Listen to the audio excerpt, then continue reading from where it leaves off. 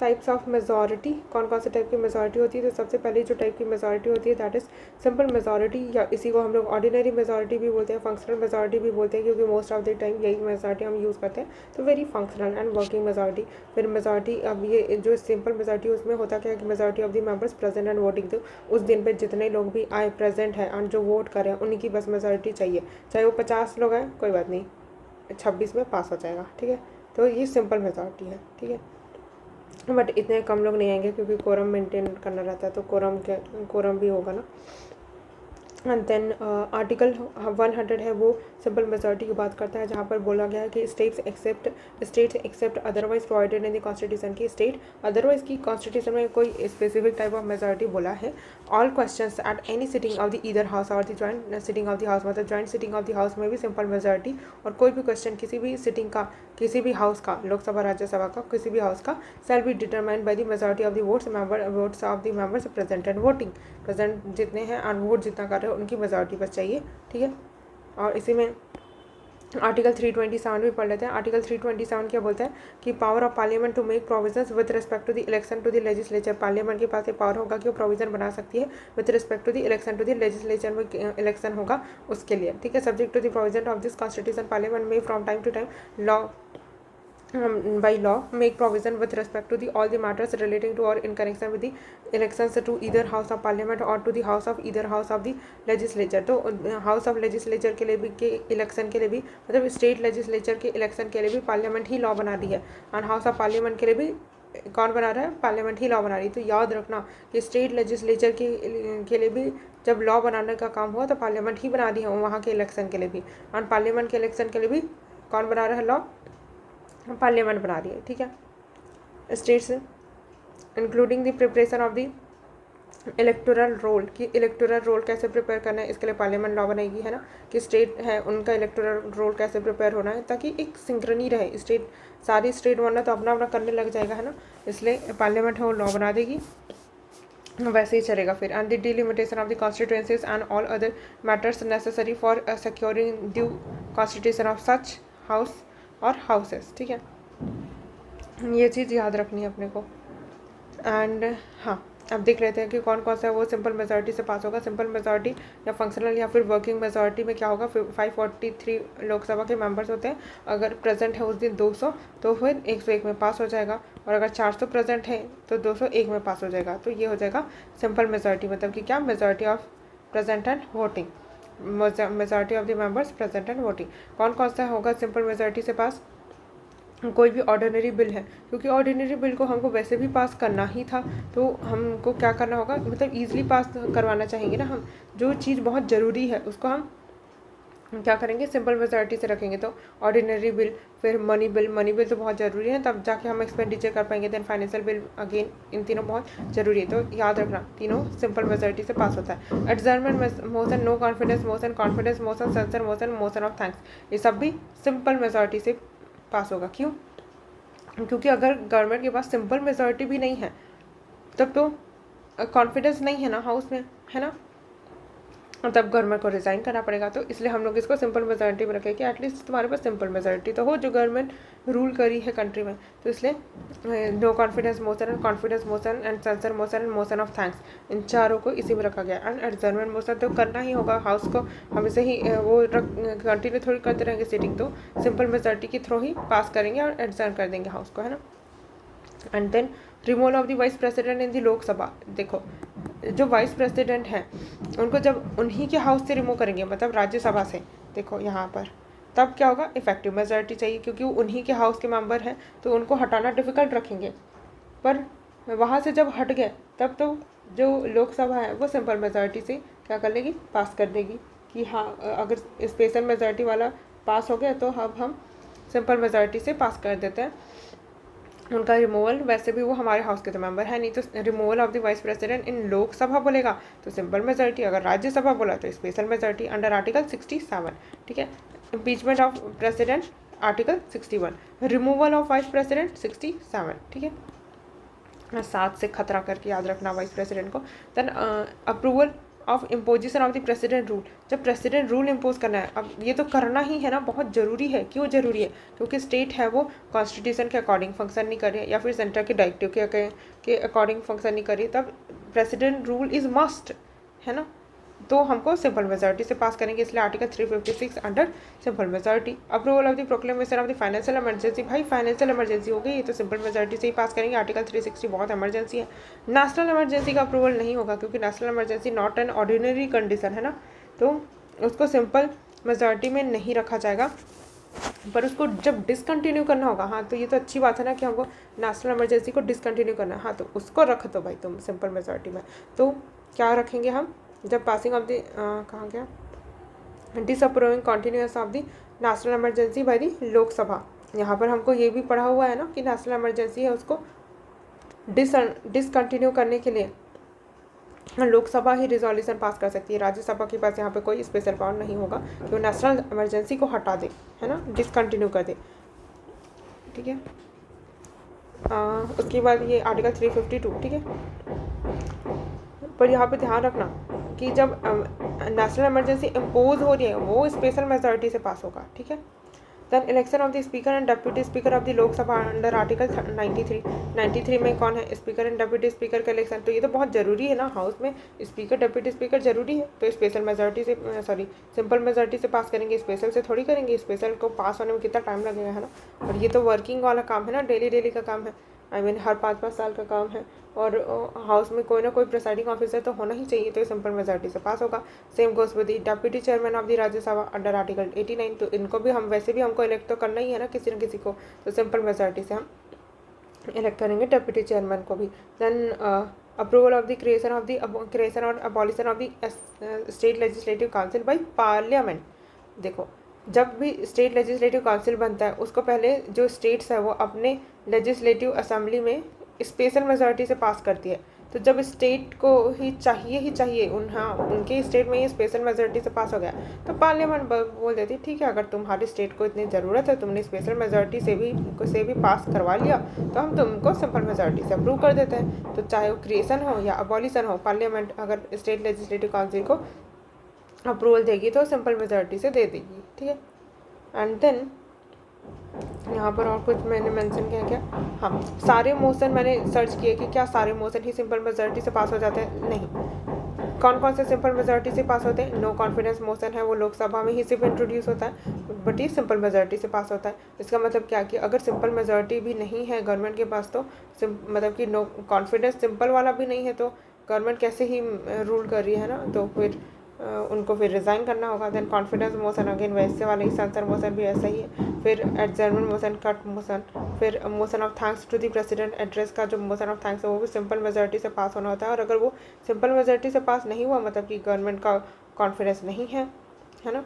Then ordinary bill and money bill and financial bill भी इसी बात है, बट सारे मोशन रिजोल्यूशन होते हैं वो सिंपल मेजॉरिटी से पास नहीं होते, कुछ स्पेशल मेजॉरिटी से पास होते हैं। जैसे इम्पीचमेंट मोशन हो गया, अब इम्पीचमेंट है वो थोड़ी सिंपल मेजॉरिटी से पास होगा। Impeachment motion for president, supreme court, high court, जजेस स्पेशल मेजॉरिटी से पास होता है। तो जहाँ पर रिमूवल होगा वाइस प्रेसिडेंट का, वो वाला मोशन भी क्या होगा, राज्यसभा में वो स्पेशल मेजॉरिटी से, और अगर स्पीकर डिप्यूटी स्पीकर है उनका सर्टेन कॉन्टेक्स्ट में, है ना। फिर सर्टेन रिजोल्यूशन और motion under specific constitutional provision के अंदर है, जैसे ऑल इंडिया सर्विसेज आर्टिकल 312, सब फेडरल रिलेटेड मैटर्स होंगे, तो ऐसा करके याद रखना है। तो हमको जनरल रूल के रूप में क्या याद रखना है कि जब भी कोई कॉन्स्टिट्यूशनल वाला चीज़ होगा, कॉन्स्टिट्यूशनल मोशन जैसे इम्पीचमेंट हो गया, रिमूवल ऑफ हाई ऑफिसर, जो कॉन्स्टिट्यूशनल ऑफिस है उनको रिमूव करने का मोशन है, तो उसमें स्पेशल मेजॉरिटी चाहिए। और जो सब्सटेंटिव मोशन है गवर्नमेंट की अकाउंटेबिलिटी को चेक करता है, जैसे नो कॉन्फिडेंस, सेंसर मोशन, इन सब के लिए सिंपल मेजॉरिटी, कि अगर वे सिंपल मेजॉरिटी भी होल्ड नहीं कर पा रहे हैं तो वो कैसे रूल कर रहे हैं, है ना, क्योंकि मेजॉरिटी पार्टी रूल करती है। और सिंपल मेजॉरिटी क्यों चाहिए, unless the constitutional rules of procedure बताता है अदरवाइज कि इसमें तो स्पेशल मेजॉरिटी चाहिए, तभी बस स्पेशल मेजॉरिटी होगा, अदरवाइज तो सिंपल मेजॉरिटी ही है, ठीक।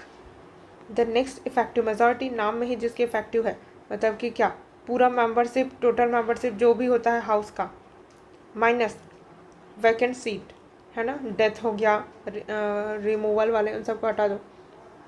हाँ, तो जिन भी केसेस के कारण सीट वैकेंट हो गई थी उनको माइनस कर दूँ मैं, तो उसके बाद जो सीट बची उनकी मेजॉरिटी होगी, वो कहलाएगी इफेक्टिव मेजॉरिटी, है ना। जैसे राज्यसभा में 245 सीट है, बट 5 उनमें से सीट खाली है, 5 सीट वैकेंट है, तो इफेक्टिव क्या कितनी है, 240 है। अब इसकी मेजॉरिटी तो इफेक्टिव मेजॉरिटी, है ना। तो कॉन्स्टिट्यूशन में ये चीज़ कैसे लिखी गई है, अब majority of all the then member, की उस समय पर हाउस में कितने मेंबर है ना। उस हाउस में प्रेजेंट है या नहीं वो मैटर नहीं करता, उस समय पर क्या वो पोजीशन होल्ड किए हुए हैं या वो सीट वैकेंट है, तो इस उसकी मेजॉरिटी चाहिए होती है। तो that is majority of the total membership of the house minus vacant seat को हटा देंगे तो इफेक्टिव हो जाएगा, इफेक्टिव मेजॉरिटी, या फिर इफेक्टिवली दी देन, इफेक्टिव दी देन, इफेक्टिव दी देन, याद रखना। केसेस कौन कौन से होंगे, तो मैंने इसको ऐसे याद रखा है कि इफेक्टिवली रिमूव प्रिसाइडिंग ऑफिसर। तो प्रिसाइडिंग ऑफिसर क्या होते हैं, लोकसभा के स्पीकर, डिप्यूटी स्पीकर। राज्यसभा के कौन होते हैं, चेयरमैन, डिप्यूटी चेयरमैन, चेयरमैन ही तो वाइस प्रेसिडेंट है, तो vice president of Rajya Sabha, deputy chairman of Rajya Sabha, speaker deputy speaker of the Lok Sabha. ठीक है, आर्टिकल याद रख लेना, स्पीकर डिप्यूटी स्पीकर का आर्टिकल, स्पीकर डिप्यूटी स्पीकर का आर्टिकल 93 है, लेकिन उनका रिमूवल का आर्टिकल 94 है। ठीक है, देन वाइस प्रेसिडेंट का आर्टिकल तो पता नहीं, बट उनके रिमूवल का आर्टिकल 67 है। ठीक है, फिर डिप्यूटी चेयरमैन का 90, ये जनरली हमको याद नहीं रहता, बट इसी के आसपास का होगा करके याद रख लेना। जैसे राज्यसभा वो क्या है, अपर हाउस है ना, तो वो पहले आ जाएगा, तो 90, आर्टिकल 90, एंड देन स्पीकर ये वाला 94 में। ठीक है, and then absolute majority, absolute majority है तो एब्सोल्यूटली राज्यसभा ही, मतलब राज्यसभा बोलती हूँ, एब्सोल्यूटली मेजॉरिटी होनी चाहिए। तो ये कब चाहिए होगा, ये कॉन्स्टिट्यूशन में तो स्टैंड अलोन तो नहीं प्रैक्टिस किया जाता है एज अ सिंगल रिक्वायरमेंट के रूप में, बट जब गवर्नमेंट फॉर्म करनी होती है ना, फॉर्मिंग गवर्नमेंट, तब मेजॉरिटी पार्टी रूल करती है, ऐसा बोलता है, तो उस टाइम पे यही मेजॉरिटी चाहिए होती है। Component of the special majority type 1 का ही कॉम्पोनेंट है ये। इसमें क्या होता है, majority of total membership of the house, तो हाउस की जितनी भी मेंबरशिप है 543, इसकी मेजॉरिटी कितनी होगी, 272, है ना। तो that is the majority of total membership of the house. तो total membership of the house की मेजॉरिटी क्या कहलाती है, एब्सोल्यूट मेजॉरिटी। ये स्पेशल मेजॉरिटी का पार्ट का ही पार्ट है। जैसे हम स्पेशल मेजॉरिटी में पढ़ते हैं ना, majority of the total membership plus 2/3 majority of the members present and voting, तो यही तो है ये वाला एब्सोल्यूट मेजॉरिटी। तो इसी को मेरे को लिखना होगा तो मैं क्या लिख सकती हूँ, absolute majority plus majority of 2/3 present and voting, है ना। अब इसी में आ जाता है, तो जब गवर्नमेंट फॉर्म करनी होती है तो एब्सोल्यूट मेजॉरिटी चाहिए होती है, याद रखना। देन स्पेशल मेजॉरिटी में आते हैं, तो स्पेशल मेजॉरिटी 3-4 टाइप के होता है, जहाँ पे पहला जो टाइप है वहाँ पे क्या होगा, majority of total membership plus 2/3 majority of members present and voting, है ना। उसके बाद क्या हो जाएगा, एक और टाइप का जो मेजॉरिटी है उसमें इसको हटा देना है, और ये वाला बस 2/3 majority of the members present and voting. ठीक है, बट ये वाला सिर्फ और सिर्फ लोकसभा में ही, सॉरी राज्यसभा में ही बस यूज़ होगा। Majority of 2/3 members present and voting only in the Rajya Sabha. अब इसी में ही 2/3 majority members of total membership कर देती है, तो मोस्ट डिफिकल्ट हो जाएगा कि आपको टोटल मेंबरशिप है उनका 2/3 मेजॉरिटी चाहिए। तो ये सबसे डिफिकल्ट वाला जो है ना, most difficult type of majority, जहाँ पे majority of 2/3 members of total membership वो चाहिए होगा इम्पीचमेंट ऑफ द प्रेसिडेंट के लिए, आर्टिकल 61। तो सबसे डिफिकल्ट है प्रेसिडेंट को इम्पीच करना, इसलिए आज तक इंडिया में एक भी प्रेसिडेंट इम्पीच नहीं हुए हैं। ठीक है, उसके बाद हमने देखा कि majority of 2/3 members present and voting, जितने प्रेजेंट एंड वोट कर रहे हैं उनका अगर 2/3 मेजॉरिटी से ज़्यादा लेके आ जाओ राज्यसभा में, ये सिर्फ राज्यसभा यूज़ कर सकती है, तो राज्यसभा में ही सिर्फ यूज़ हो रहा होगा, मतलब कि राज्यसभा का स्पेशल पावर है। तो राज्यसभा का स्पेशल पावर कहाँ पर है, जहाँ पे राज्यसभा को लोकसभा से ज़्यादा पावर मिला हुआ है। Recommendation for the creation of the knew all India states, नहीं ऑल इंडिया सर्विसेज, तो क्या हो जाएगा, आर्टिकल 312। आर्टिकल 312 में राज्यसभा के पास पावर है ना कि वो क्या कर सकते हैं, एक नया ऑल इंडिया सर्विसेज क्रिएट करने के लिए रिकमेंड कर सकती है। फिर राज्यसभा लोकसभा उसको क्या कर लेगी, पास कर लेगी सिंपल मेजॉरिटी से, है ना। तो राज्यसभा ने किस मेजॉरिटी से पास किया, स्पेशल मेजॉरिटी से।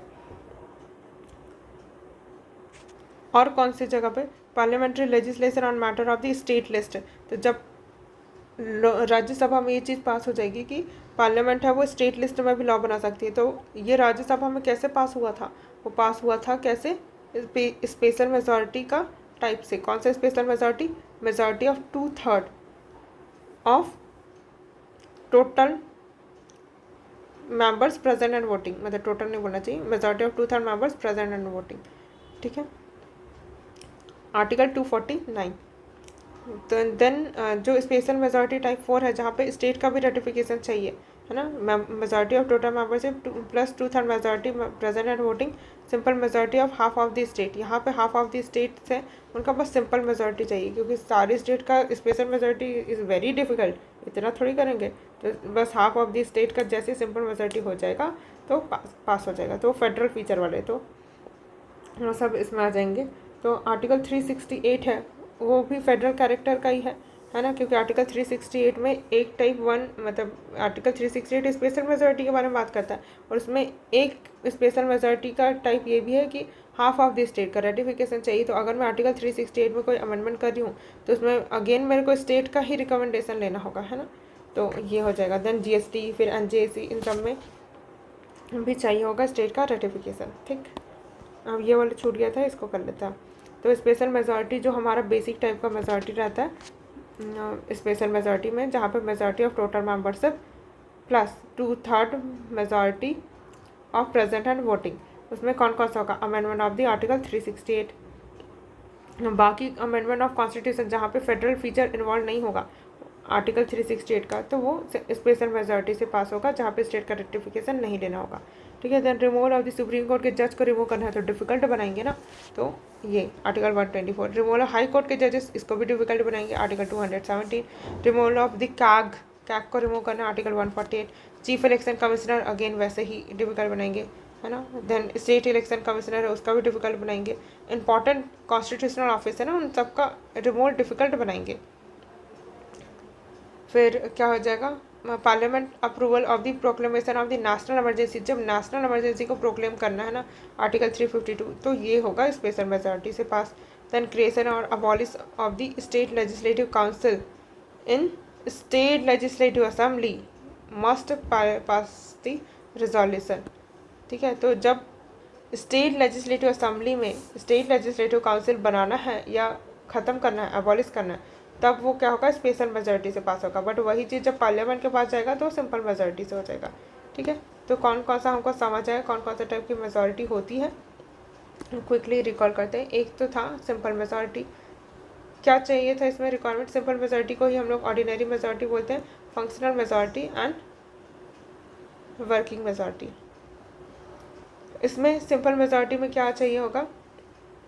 Majority of members present and voting. Then दूसरी टाइप की मेजॉरिटी हमने पढ़ा इफेक्टिव मेजॉरिटी, तो इसमें total membership minus vacant seats. Then third is absolute majority. Absolute majority में क्या होगा? ये अलग से हमारे कॉन्स्टिट्यूशन में नहीं दिया हुआ है, बस ये जब गवर्नमेंट फॉर्म होती है ना तब चाहिए होता है। तो जो टोटल मेंबरशिप है हाउस की, उसकी मेजॉरिटी चाहिए होती है। Fourth special majority. अब इसमें भी 4 टाइप की मेजॉरिटी। एक तो हमारा बेसिक वाला majority of total membership of the house plus majority of 2/3 members present and voting. अब इसी में ही अगर क्या कर दे, 2/3 members, majority of 2/3 of total membership of the house कर दूँ, तो मोस्ट डिफिकल्ट हो जाएगा, है ना, क्योंकि 2/3 ऑलरेडी ज़्यादा है और इसमें भी टोटल मेंबरशिप का 2/3 कर दूँ, तो इसे प्रेसिडेंट के रिमूवल के लिए बस यूज़ होता है।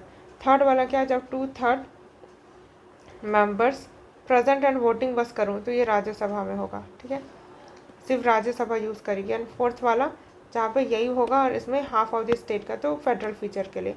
ठीक है, एंड देन यहाँ पे कुछ और लिखा हुआ है, पावर ऑफ एबॉलिशन और creation of state legislative council vested in the parliament under article 169। तो एबॉलिशन क्रिएट करने का SLC पार्लियामेंट के पास 169 में है और वो सिंपल मेजॉरिटी से पास करती है। टू क्रिएट और abolish state legislative council, state legislative assembly must pass resolution by majority of total strength और membership of the house plus 2/3 majority of present and voting. मैंने वही बताया था ना कि जब स्टेट लेजिस्लेटिव असेंबली में पास होता है स्टेट लेजिस्लेटिव काउंसिल बनाना है या नहीं, तो वो स्पेशल मेजॉरिटी से पास होगा। और वो भी कौन सा कि majority of total strength of the, मतलब वही टोटल स्ट्रेंथ बोलो total membership of the house plus 2/3 majority of the present and voting. Parliament approve करती है उस रेजोल्यूशन को सिंपल मेजॉरिटी से। Resolution to create abolish SLC not considered as constitutional amendment under article 368। हाँ, तो जो resolution होता है क्रिएट या अबॉलिश करने का स्टेट लेजिस्लेटिव काउंसिल को, वो कंसिडर नहीं किया जाता कॉन्स्टिट्यूशनल अमेंडमेंट अंडर आर्टिकल 368, क्योंकि ये स्पेशल मेजॉरिटी नहीं सिंपल मेजॉरिटी से पास हुआ। कहाँ पर? पार्लियामेंट में। स्पेशल मेजॉरिटी से पास हुआ स्टेट में, बट स्टेट है वो आर्टिकल 368 यूज़ नहीं करती है, उसे मेजॉरिटी उसने यूज़ किया है, उसने कॉन्स्टिट्यूशन अमेंड नहीं किया है ना। Okay, then next is majority में ही कुछ और देखना था, ये वाला देखना था। ओके, तो types of majority, types of amendment वही देखा था। अमेंडमेंट, अच्छा वो तो मेजॉरिटी देख रहे थे। तो अमेंडमेंट कौन कौन से टाइप का होता है, अमेंडमेंट कैसे कैसे करते हैं। सिंपल मेजॉरिटी से भी अमेंडमेंट हो सकता है, simple majority of parliament, special majority of parliament, फिर special majority plus ratification of at least half of the state legislation का। तो जब सिंपल मेजॉरिटी ऑफ पार्लियामेंट होगा ना, वो आर्टिकल 368 के अंदर नहीं आता।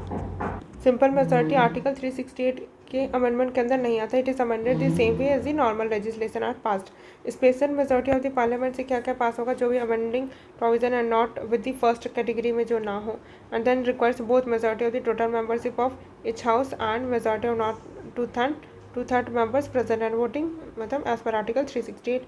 फिर ratification half of the state, जहाँ पर भी फेडरल स्ट्रक्चर होगा पॉलिटी का, वहाँ पे स्पेशल मेजॉरिटी पार्लियामेंट का तो चाहिए ही, बट स्टेट रेटिफिकेशन भी चाहिए, state ratification by simple majority. अब देखो सिंपल मेजॉरिटी से क्या क्या चीज़ें पास हो जाती हैं। तो सिंपल मेजॉरिटी का प्रोविज़न, जब एडमिशन या establishment of the new state, किसी नए स्टेट को इस्टाब्लिश एडमिशन करना है, तो ये तो सिंपल होना चाहिए ना भाई। नया स्टेट बनाना है, नाम चेंज करना है, इस्टाब्लिश करना है, तो सिंपल मेजॉरिटी। ये तो वैसे आउटसाइड इंडिया वाला ना, आर्टिकल 2 की बात चल रही है ना। Admission and establishment of new state, जो इंडिया का पार्ट है ही नहीं, तो उसको हम सिंपल मेजॉरिटी से ऐड करेंगे। हम तो चाहते ही है ना कि इंडिया की टेरिटरी और बढ़ जाए, तो वो सिंपल मेजॉरिटी से हो जाएगा। जैसे कल को किसी, जैसे मॉरिशियस है, वो उसको हम इस्टाब्लिश करेंगे, उसका नाम रखेंगे कुछ भी मौरी करके रखेंगे और उसको इंडिया में इस्टाब्लिश कर देंगे, है ना। तो वो कैसे हो जाएगा, आर्टिकल 2 से सिंपल मेजॉरिटी से करना चाहिए। इसको क्यों डिफिकल्ट बनाना भाई, हम तो चाहते ही हैं कि और नया आइलैंड आ जाए हमारे पास, है ना। Then formation of new states, alteration of the borders, areas, names of the states. हाँ, ये तो हम लोग बहुत फ्रिक्वेंट करते रहते हैं। अगर बहुत फ्रिक्वेंट कर रहे होंगे, मतलब कि जाहिर सी बात है कि सिंपल मेजॉरिटी से पास हो रहा होगा। डिफ़िकल्ट होता तो थोड़ी करते रहते हैं। देन सेकेंड स्केड्यूल तो TE, तो ई में क्या है, TEARS, तो यहाँ पर तो अफर्मेशन ओ से, यहाँ पे इमोल्यूमेंट्स है। हाँ, तो इमोल्यूमेंट्स है, इन सबको तो चेंज करते रहना पड़ेगा ना, टाइम के साथ। जरूरी थोड़ी उतना ही सैलरी उतने ही इमोल्यूमेंट रखे रहेंगे, चेंज करते रहेंगे, तो इसलिए ईजी रखेंगे। तो second schedule. Fifth and sixth schedule again हमको ट्राइब्स के लिए, स्केड्यूल ट्राइब्स के लिए, ट्राइबल एरियाज़ की डेवलपमेंट के लिए कुछ ना कुछ करते रहना पड़ता है। ऑटोनोमस काउंसिल बना दिया, एडवाइजरी काउंसिल बना दिया, तो सिंपल रखेंगे ना, इसको क्यों डिफिकल्ट करना है। तो simple majority. Quorum in the parliament, हाँ तो 10% कोरम होना चाहिए, ये रखे तो नहीं, अब 20% कोरम रखेंगे, तो सिंपल होना चाहिए ना। ये तो उतना बड़ा कोई चीज़ है नहीं, तो इसको क्यों डिफिकल्ट करना है। Then delimitation of the constituencies again, अब किसी स्टेट का एरिया है वो कम हो गया, जैसे ये MP बना, ये CG बना, तब जो डिलिमिटेशन होगा टेरिटरी का, वो इजी करेंगे ना, क्यों डिफिकल्ट करेंगे, है ना। तो इजीली पास होना चाहिए delimitation of the constituencies. Then to create and abolish legislative council, state legislative council है उसको बनाना और हटाना। पार्लियामेंट के केस में बात कर रही हूँ, क्योंकि हम पार्लियामेंट के केस में ही बात करते हैं अमेंडमेंट को, है ना। स्टेट लेजिस्लेचर तो अमेंड कर ही नहीं सकती ना कॉन्स्टिट्यूशन को। तो जो अबॉलिश करना है या क्रिएट करना है लेजिस्लेटिव काउंसिल को, वो प्रोविज़न भी सिंपल मेजॉरिटी से ही अमेंड हो जाएगा हमारा constitution. Then use of official language, हाँ तो ऑफिशियल लैंग्वेज हम जब चाहे कुछ भी रख सकते हैं। तो इजी होना चाहिए, ये वर्किंग के लिए, एडमिनिस्ट्रेशन के लिए बहुत ज़रूरी है। तो ऑफिशियल लैंग्वेज स्पेशल नहीं, सिंपल मेजॉरिटी से पास होगा। Election of parliament and state legislature, again है ना, पार्लियामेंट के हाथ में ही है क्योंकि election of parliament and state legislature है, वो क्या होगा, सिंपल मेजॉरिटी से होगा। क्योंकि इसमें देखो इलेक्टोरल रोल ऐसे बनेगा, ये रोल बनाएगी पार्लियामेंट, है ना, तो ये तो वर्किंग वाला काम है ना। तो इसलिए इलेक्शन है पार्लियामेंट का, स्टेट लेजिस्लेचर का, ये ऐसे ऐसे होना चाहिए। तो सिंपल रखेंगे ना भाई, क्यों इतना डिफिकल्ट बनाएंगे कि कभी एक जो प्रोसेस है उसको कभी चेंज ही नहीं कर सकता, ऐसा नहीं। बेसिक फीचर थोड़ी ही कॉन्स्टिट्यूशन का जो हम लोग नहीं अमन कर सकते, करेंगे सिंपल मेजॉरिटी से करेंगे। यूनियन टेरिटरीज को भी सिंपल मेजॉरिटी से ही कर देंगे अमन। सैलरी अलाउंस ये तो चेंज होते रहता टाइम के अकॉर्डिंग, मेंबर ऑफ पार्लियामेंट का तो सिंपल मेजॉरिटी में ही रखेंगे।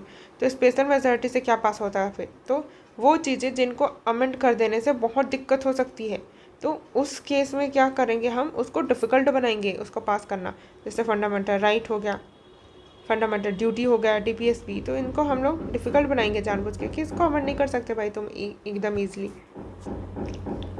है ना। देन उन फीचर्स को जहाँ पर स्टेट का रेटिफिकेशन चाहिए, अब स्टेट का रेटिफिकेशन चाहिए क्योंकि स्टेट का इंटरेस्ट है उसमें, तो हम उसको जानबूझ के डिफ़िकल्ट बनाएंगे कि ऐसे प्रोविज़न जहाँ पे स्टेट का इन्वॉल्वमेंट है, उनका इंटरेस्ट अफेक्ट हो रहा है, उसको हम स्टेट का भी रेटिफिकेशन लो। तो जैसे प्रेसिडेंट, क्योंकि प्रेसिडेंट के इलेक्शन में पार्टिसिपेट कर रहे हैं, तो अगर उनके प्रोविज़न में चेंज करेंगे तो स्टेट का भी रेटिफिकेशन लेना होगा, और उसका मैनर भी, प्रेसिडेंट का इलेक्शन का मैनर भी। Then supreme court and high court, तो इसको इजी क्यों रखेंगे भाई, डिफिकल्ट रखेंगे ना। सुप्रीम कोर्ट के जज को कोई भी कभी भी हटा देंगे तो अच्छे से जजमेंट कैसे दे पाएंगे, वो इंडिपेंडेंस ऑफ जुडिशरी मेंटेन करनी पड़ेगी हमको। हाई कोर्ट का भी अगेन भाई, क्योंकि पार्लियामेंट है वो अपॉइंट, मतलब प्रेसिडेंट है वो अपॉइंट कर रहा है हाई कोर्ट को, हाई कोर्ट के जजेस को, तो उनको हटाना है। बट हाई कोर्ट है वो स्टेट में काम कर रहे हैं ना, तो स्टेट का भी तो रेटिफिकेशन लोगे ना तुम, तो इसलिए हमको उनको भी लेना होगा स्पेशल मेजॉरिटी के अंदर। फिर आर्टिकल 368 इट्सल्फ, अगर आर्टिकल 368 में अमेंड करते हैं तो स्टेट को तो पूछोगे ना, क्योंकि उसमें एक स्पेशल मेजॉरिटी का टाइप ये है कि स्टेट को का भी रेटिफिकेशन लेना है। तो अगर आप उसी को अमेंड कर दिए तो कैसे ही स्टेट का काम बनेगा, इसलिए हाफ ऑफ द स्टेट ये सभी आ जाएगा। देन एनी लिस्ट इन दी 7th शेड्यूल, अब देखो वहाँ पे कॉन्करेंट लिस्ट भी है ना, जहाँ पे स्टेट भी लॉ बनाती है और स्टेट लिस्ट खुद भी है, तो स्टेट का इंटरेस्ट है ना, जहाँ स्टेट का थोड़ा भी इंटरेस्ट है तो वो स्टेट का रेटिफिकेशन भी चाहिए होगा स्पेशल मेजॉरिटी के साथ। फिर legislative powers between centre and state, again state किस सब्जेक्ट पे लॉ बना सकती है, वो स्टेट का इंटरेस्ट है तो उनके लिए भी चाहिए होगा स्टेट का ratification. Representation of the state in the parliament, हाँ तो इसमें भी चाहिए ही होगा, जैसे राज्यसभा में रिप्रेजेंटेशन चाहिए ना स्टेट का, तो उनको अगर हम अमेंड कर दें कि अब नहीं, अब से स्टेट का कोई रिप्रेजेंटेशन नहीं होगा पार्लियामेंट, तब तो दिक्कत हो जाएगी। इसलिए उस ऐसा कोई अमेंडमेंट आता है तो जहाँ पर इंटरेस्ट है स्टेट का अफेक्ट हो रहा है तो उनमें स्टेट का रेटिफिकेशन भी चाहिए, ठीक है। ओके, उसी का ये टेबल फॉर्मेट में देख लेते हैं एक बार रिवाइज करके। सिंपल मेजॉरिटी से वही सारी चीज़ें, आर्टिकल 2 मैंने बताया था, देन आर्टिकल 3 भी बताया था, सेकेंड शेड्यूल, एमोल्यूमेंट्स अनाउंसेस, और नंबर ऑफ प्यूने जजेस इन दी सुप्रीम कोर्ट। हाँ तो हमको चाहिए ना, जजेस वैसे भी कम है, प्यूने जजेस और चाहिए, हाँ तो हम इसको सिंपल मेजॉरिटी के अंदर रखेंगे कि ईजिली उनका नंबर हम चेंज कर सकें। फिर सिटीजनशिप रिलेटेड चेंजेस, हाँ सिटीजनशिप रिलेटेड चेंजेस कोई बड़ा काम तो है नहीं, है ना। सिटीजनशिप एक्वायर करना, टर्मिनेट करना ईजी रखेंगे, है ना, कि आप इजीली इंडिया के सिटीजन बन सको। अब आपका सिटीजनशिप इजीली हटा भी सके, अगर आप कोई टेररिस्ट है वो उसको सिटीजनशिप मिल गया हो तो, है ना। तो ये सारी चीज़ें इजी रखी जाएगी। देन कोरम पार्लियामेंट का, स्टेट लेजिस्लेचर का, ठीक है, ये भी इजी सिंपल मेजॉरिटी रखा जाएगा। देन सैलरी वगैरह अलाउंसेस, तो थर्ड शेड्यूल बताया था मैंने, allowances of the third schedule, I think it is second schedule, है ना। तो members parliament and the privileges of the parliament members, parliament के मेंबर को प्रिविलेज को बढ़ाना हो घटाना हो, सिंपल रखेंगे। Use of English language in the parliament, हाँ इसको भी सिंपल रखेंगे सिंपल मेजॉरिटी से। एंड देन फिफ्थ है सिक्स शेड्यूल, फिर क्या होगा, conferment of the wider jurisdiction supreme court को, हाँ तो सुप्रीम कोर्ट को और जुरिस्डिक्शन देंगे तो ये तो अच्छी बात है ना, तो सिंपल मेजॉरिटी से पास करो इसको। Abolition creation of legislative council in the states, by parliament. तो मैंने वही बताया था कि पार्लियामेंट जब स्टेट लेजिस्लेटिव काउंसिल को अप्रूवल देगी तो वो सिंपल मेजॉरिटी से करती है, क्योंकि वो ऑलरेडी स्टेट की स्पेशल मेजॉरिटी से पास होके आया है। फिर rules of procedure in the parliament, तो पार्लियामेंट के रूल्स को स्पेशल मेजॉरिटी से ही चेंज करेंगे, है ना, कि आज से हम पहले क्वेश्चन आवर नहीं करेंगे, ऐसा वाला रूल है ना, तो सिंपल मेजॉरिटी से पास करेंगे। Election to the parliament state legislature, जो भी इलेक्शन होते हैं पार्लियामेंट में, स्टेट लेजिस्लेचर में, अब टाइम के साथ इलेक्शन का जो तरीका है कि डिलिमिटेशन अब इधर से इधर होगा, अब ऑनलाइन तरीके से करेंगे, ये सब चीज़ें ईजी रखी जाएगी। यूनियन टेरिटरीज ये सारी ईजी होगी, सिंपल मेजॉरिटी। स्पेशल मेजॉरिटी में क्या आएगा, हमने देखा भी था। स्पेशल मेजॉरिटी पास कैसे होता है, majority of total membership of the house plus majority of 2/3 members present and voting. Strictly voting at the third reading भी होती है, ठीक है, थर्ड रीडिंग में वोटिंग होती है। मैंने बताया भी था, फंडामेंटल राइट हो गया, DPSP हो गया एंड फंडामेंटल ड्यूटीज़, उन सबको हम स्पेशल मेजॉरिटी में रखते हैं। और ऑल अदर प्रोविजंस जो कि नहीं है covered first and third categories में, इनमें और इनमें, वो सब इसमें आ जाएंगी। फंडामेंटल ड्यूटीज़ को भी देखते हैं कि वो पता नहीं स्पेशल मेजॉरिटी से पास होता है कि नहीं। Let me check once. Yes, special majority ही चाहिए होता है। अब हमने देखा भी था 86 अमेंडमेंट जब हुआ था कॉन्स्टिट्यूशन का, तो वो तो स्पेशल मेजॉरिटी से ही हुआ था ना, इसमें। तो कहाँ पर लिखूँ, फंडामेंटल राइट्स ज़्यादा ही थिक हो गया, fundamental duties,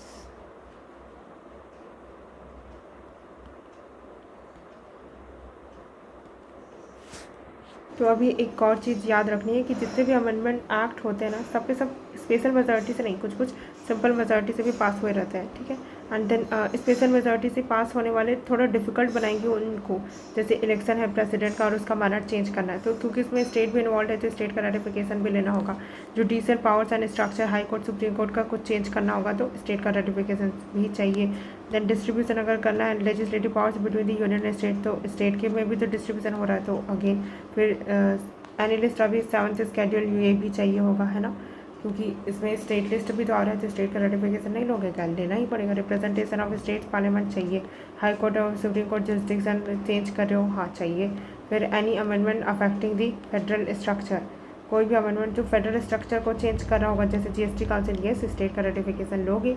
executive power of the union and states, हाँ, क्योंकि स्टेट का भी तो एग्जीक्यूटिव पावर इन्वॉल्व है ना, तो स्टेट का रेटिफिकेशन तो लेना होगा। Power of parliament to amend constitution and procedure, article 368 itself, तो यस, क्योंकि आर्टिकल 368 है वो फेडरल फीचर है, और इसमें आर्टिकल 368 में टाइप एक ये भी है जहाँ पे स्टेट का रेटिफिकेशन चाहिए होता है, इसलिए स्टेट का रेटिफिकेशन चाहिए होगा इसमें भी, इसको भी अमेंड करने के लिए, ठीक है। सो सारे मेजॉरिटी वाला इशू सॉल्व हो गया।